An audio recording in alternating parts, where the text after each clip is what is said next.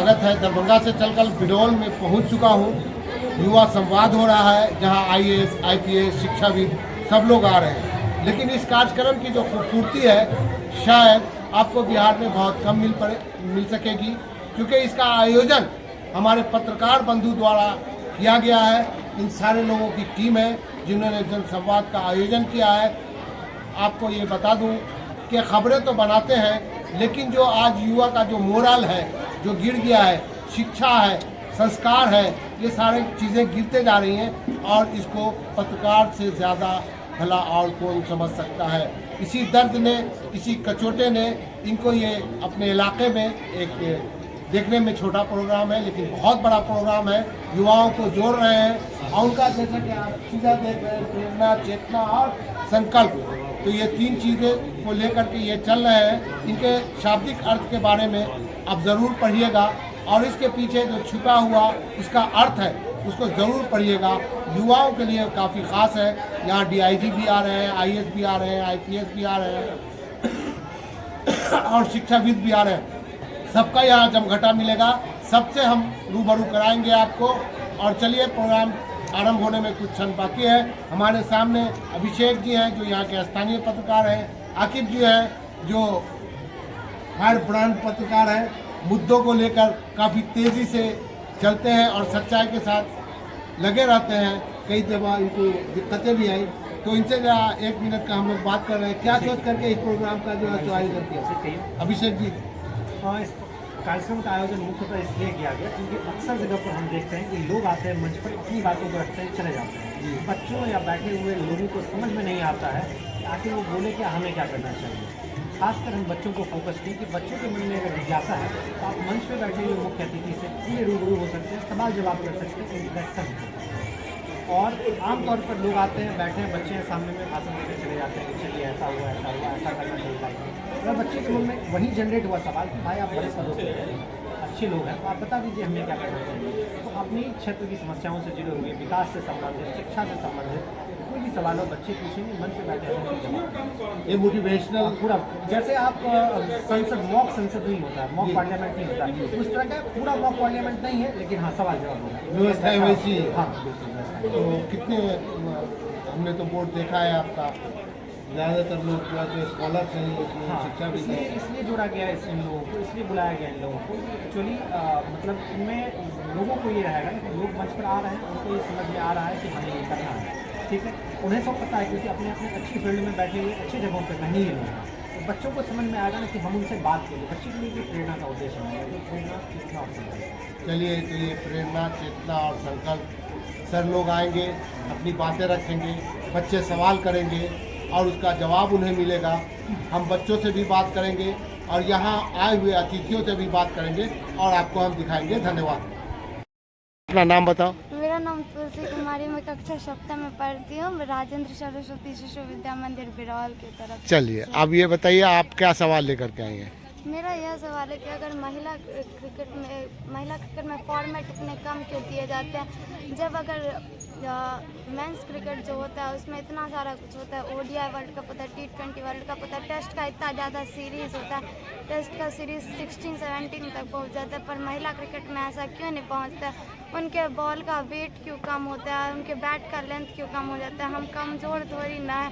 और अगर मतलब उन्हें जैसे रविंद्र जडेजा को फील्डिंग किंग, विराट कोहली को king of cricket, king of batsman बोला जाता है, मोहम्मद शमी को बॉलिंग के लिए इस बार अर्जुन पुरस्कार मिला है, तो इस हिसाब से हम यस्तिका भाटिया जो है भारतीय क्रिकेटर, उन्होंने भी तो 3 बॉल पर 3 विकेट लिए थे। ये युवा संवाद कार्यक्रम तो उन्हें क्यों नहीं जहाँ एक और पुरस्कार दिया गया? प्रेरणा, चेतना और संकल्प से आपको महिला संकल्पित जो करने बॉक्सर का अभी महाअभियान सड़कों पे उतरी है। थी, उनके बारे में जानते हैं?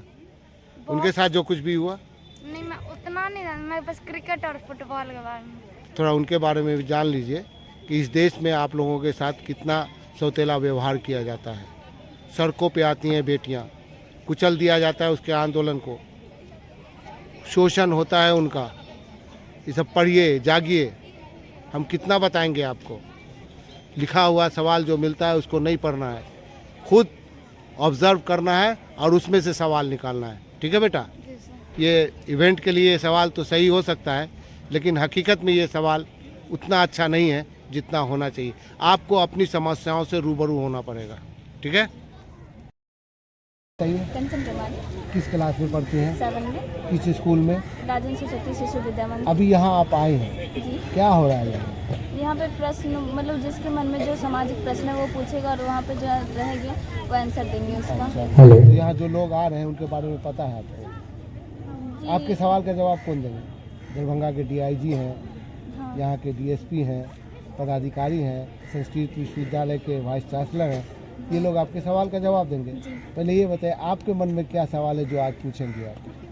हमें हमारे विद्यालय में सिखाया जाता है कि भेदभाव नहीं करना चाहिए, हाँ। पर बिहार में तो जाति जनगणना हुआ तो वो क्यों हुआ? जाति जनगणना क्यों हुआ? जी, तो ये नहीं होना। अभिषेक जी, इसका टेबल सिखाया क्लॉथ जाता आ है गया कि क्या? होना ही नहीं चाहिए, तो जाति जनगणना क्यों हुआ? किसी को बोलिए ना, यहाँ दे दे। चलिए, ये है सवाल आपका। जी, चलिए, इसका जवाब तो वही देंगे। और आपके मन में क्या सवाल है? मेरे मन में ये सवाल है कि अभी जो अभियान चल रहा है कई दिन से, जी, कि बहुत समय से कि बेटी बचाओ बेटी पढ़ाओ, तो मैं ये पूछना चाहती हूँ कि अभी तक बेटी सुरक्षित है या नहीं? मुझे तो नहीं लगता। अभी भी बहुत जगह मतलब बेटियों को किस तरह रखा जाता है, किस तरह उनसे बर्ताव किया जाता है पूर्ण तरह से, लेकिन ये अभियान कामयाबी नहीं है। लेकिन समाज का भी इसमें योगदान होना चाहिए। आप मानती हैं इस बात को? जी समाज अगर चाह लेगा तो बेटी सुरक्षित हो जाएगी, जी, है ना?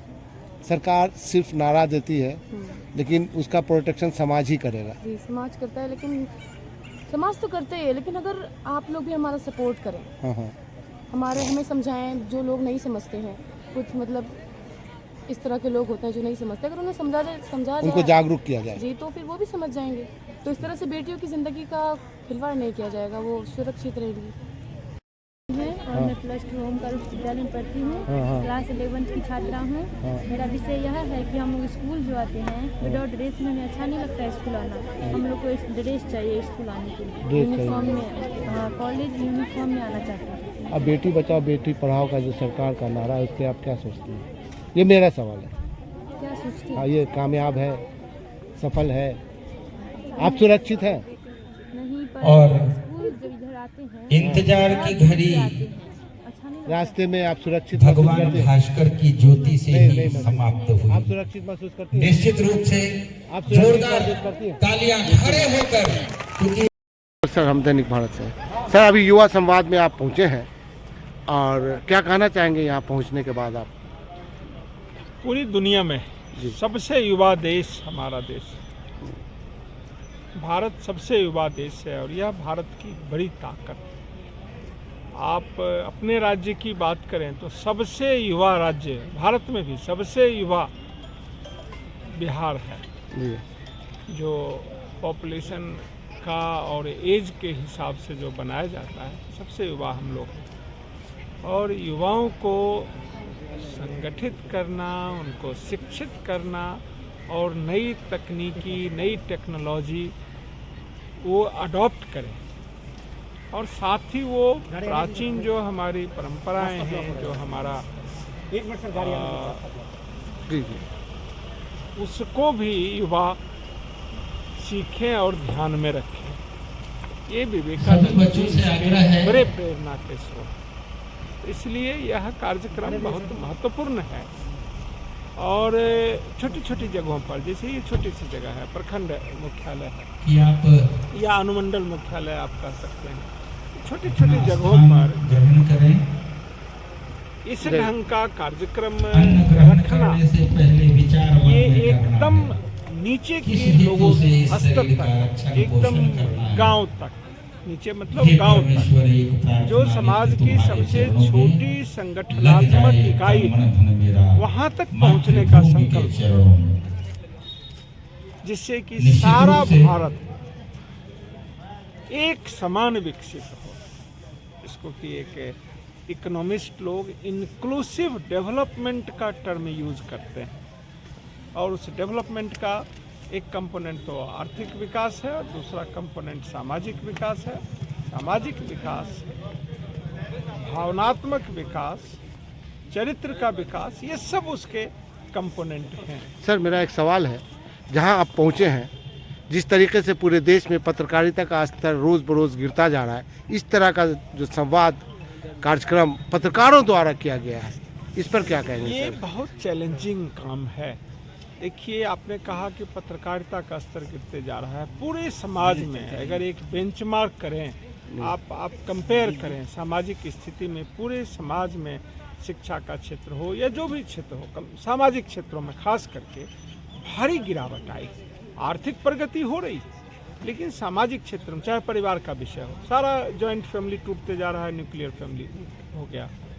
वैसे शिक्षा का जो पहले स्तर होता था, बहुत कम सुविधाओं में जितना अच्छा हम प्रोड्यूस कर पाते थे, वैसे पत्रकारिता कोई समाज से अलग तो है नहीं। तो पत्रकारिता के स्तर में जो आपका कहना है वो भी सभी है, लेकिन समाज के सभी स्तरों में ये समान रूप से ये चरण, ये डाउनवर्ड जर्नी चल रही है। और इसको ठीक करने का काम जो है, ये बैलेंस बनाने का काम इकोनॉमिक डेवलपमेंट और टेक्नोलॉजिकल डेवलपमेंट कर रहा है। धन्यवाद सर बात करने के लिए, थैंक यू।